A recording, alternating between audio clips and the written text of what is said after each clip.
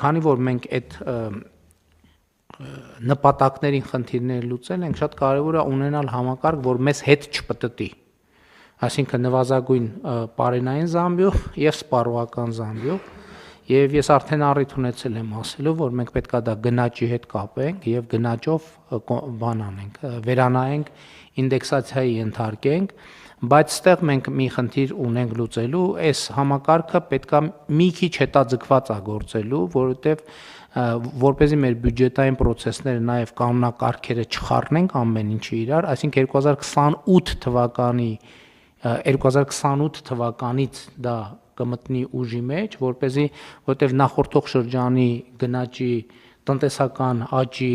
արդյունքները արդեն ամփոփված լինեն եւ առաջիկա բյուջետային process-ների ընթացքում մենք դա ամբողջական ունենանք. Եթե մենք բոլորս ավելի լավ կաշխատենք, այդ թվում տնտեսությունը եւ այլն, հարկային եկամուտները ավելին կլինեն, մենք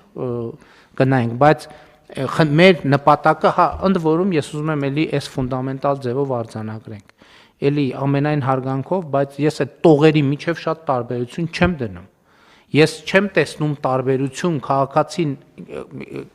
ես կարծում եմ, որ եթե սոցիոլոգիական հարցում անենք,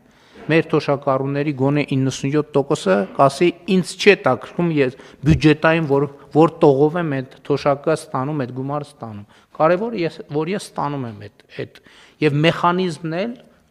մենք կարող ենք ստեղծագործ լինել, մերը քաղաքական խնդիրը լուծելն է, որ չվատանա, այսինքն եկել հասել ենք այդ կետին։ Հիմա սա թոշակառուի համար բարեկեցություն ինչ բառ թոշակառուի համար ապրուստի ապահովության նոր մակարդակ է։ Մեր խնդիրն է, որ առնվազն երաշխավորենք, որ այս նոր մակարդակի չի իջնելու։ Ինչքան կավելացնենք փառք աշխատողներին, ստեղծողներին, բայց առնվազն պետք է մենք այս բուֆերը դնենք համոզվելու, որ հետ չի գլորվի իրավիճակը։